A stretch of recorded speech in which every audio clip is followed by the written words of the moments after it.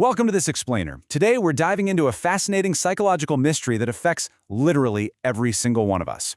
You know, we all like to think of ourselves as good, kind, compassionate people, but what actually happens when groups of supposedly good people completely fail to act in a true emergency? Well, it's a paradox that's baffled experts for decades, and understanding it, it might just change the way you see the world and honestly, the way you see yourself. Okay, picture this for a second. Put yourself right in the middle of this scenario. You're walking down a bustling, crowded city street. If you suddenly collapsed, who would help you? There are dozens, maybe even hundreds of people walking right past you. Logically, you'd think, oh, surely someone is going to rush over to help, right? But imagine this eerie reality instead. Seconds tick by, then minutes, and nobody moves. Everyone just kind of looks around, silently waiting for somebody else to act. It's a terrifying thought, isn't it? Section 1. Why good people do nothing. So I really want to explore the core paradox here. Why do genuinely compassionate individuals suddenly become totally paralyzed when they're surrounded by other people? Well, this brings us to the formal definition. The bystander effect is a psychological phenomenon where individuals are actually less likely to help someone in need when other people are present. Now, what's so wild about this is the counterintuitive truth of it. Mathematically, you'd think a larger crowd equals a much higher chance of someone intervening, right? A higher chance of rescue. But human psychology proves the exact opposite. A crowd doesn't increase action. Ironically, it actively decreases it. So the big question is why this happens. And it really comes down to a concept called the diffusion of responsibility. Think of personal accountability spreading out and getting totally diluted across a crowd. Instead of an individual consciously thinking, wow, I need to help right now, their unconscious mind looks at the group and just assumes, someone else will step in. The burden of taking action gets divided up so many times that eventually nobody takes action at all. Honestly, if you were the only witness there, help would probably arrive way faster. Section 2. The smoke-filled room. Now, this isn't just some abstract theory. Let's look at the hard evidence from a famous 1968 psychology experiment that completely changed how we understand human behavior in groups. Researchers had participants sit in a room just filling out questionnaires. Then, suddenly, smoke started slowly pouring into the room through a vent. When a participant was alone, they acted quickly. They reported the problem, recognized the danger, and got up. But when a participant sat in a room with other people who were secretly instructed by the researchers to act totally calm and ignore the smoke, something crazy happened. The real participant just stayed seated. Even as the room became visibly smoky and dangerous, they completely ignored it. I mean, seriously, how could anyone just sit in a burning room?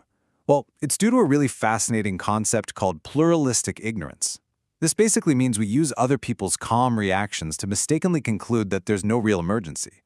We rely incredibly heavily on social cues to gauge danger, In that smoky room, the participants looked around, saw everyone else acting entirely unconcerned, and basically talked themselves out of their own reality. They figured, well, nobody else seems worried, so there must be nothing to worry about. It is literal collective denial, even when the evidence is right in front of their eyes. Section 3. Inside the bystander brain. Okay, so we've seen the crime scene of the experiment. Now let's lift the hood and step into the scientific why to figure out what exactly is happening inside our heads when we freeze up. Our brains essentially get hit by three powerful psychological forces during these tense moments. First, we have the diffusion of responsibility, which we just touched on. More people equals less personal accountability. Second is social proof. We instantly look to others for cues about what to do, and if nobody acts, we assume action just isn't necessary. And the third, and this one is incredibly powerful, is the fear of embarrassment. We're silently asking ourselves, what if it's not actually an emergency? What if I wildly overreact? Believe it or not, lots of people fear looking foolish in front of strangers way more than they fear doing nothing. When you combine these three forces, you get a very dangerous hesitation. Section 4. The digital bystander. Now, you might be thinking this is just about crowds on a physical street or folks in a smoky room, but no way. This effect absolutely didn't vanish with the invention of modern tech. It just evolved right alongside us into our daily digital routines. Think about things like cyberbullying, harassment, misinformation, scams, hate speech. Millions of people witness these exact problems online every single day. And what do we usually do? We just scroll right past. We don't do it because we approve of what we're seeing. We do it because we're operating under that exact same assumption. Out of the thousands or millions of other users who saw this post, surely someone else is going to report it. Someone else will speak up. In the modern version of this problem, the phone actually becomes a psychological shield. Just think about all those viral videos you see of a crisis or some sort of public altercation. You constantly see dozens of people just standing around recording the whole thing on their phones, but very few actually intervene. Technology has given us this massive false illusion of participation. Recording it makes us feel like we're doing something, but recording is absolutely not the same as taking action. And that brings us to a stark contrast: passive witnessing versus active helping. Sure, tech gives us the power to witness more suffering than ever before in human history, but watching silently or just recording it, that's just passive witnessing. And honestly, this translates perfectly back to our everyday offline lives too. Imagine a coworker being unfairly criticized in a meeting or a student being picked on in class. Everyone watches silently, not because they're cruel people, but because every single person is actively waiting for someone else to step up first. In all of these scenarios, observing is simply not the same as helping. Section 5. How to take action. Fortunately, we don't have to be trapped by our own psychology here. I want to shift gears now from the suspenseful problem to some highly actionable, concrete solutions. Here is your essential 3-step playbook to break the cycle the next time you find yourself in a crisis. Step 1. Assume responsibility. Instead of scanning the crowd and thinking, will someone help? Radically reframe it. Ask yourself, why not me? Step 2. Identify a specific person. If you're the one in trouble, don't just shout into the void. Make eye contact. Point directly at someone and say, you in the blue shirt, call emergency services. Giving someone specific responsibility drastically increases the chances of action.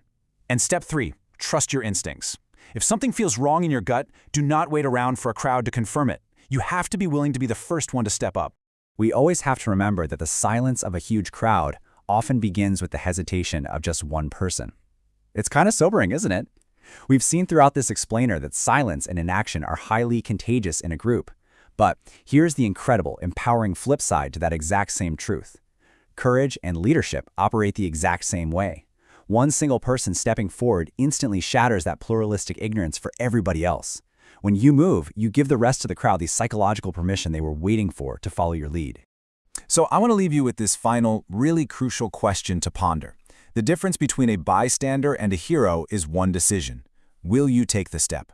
The bystander effect teaches us an uncomfortable reality. Good intentions alone just aren't enough. In groups, responsibility becomes invisible so quickly. But the next time you see someone who needs help, whether that's on a busy street, in a quiet conference room, or just while scrolling on your phone, remember that the shift from a bystander to a hero is literally just one moment, one step. And that step might just start with you. Thank you so much for diving into this fascinating psychological topic with me in this explainer. Keep learning, keep questioning, and hey, I challenge you to be the one who steps forward.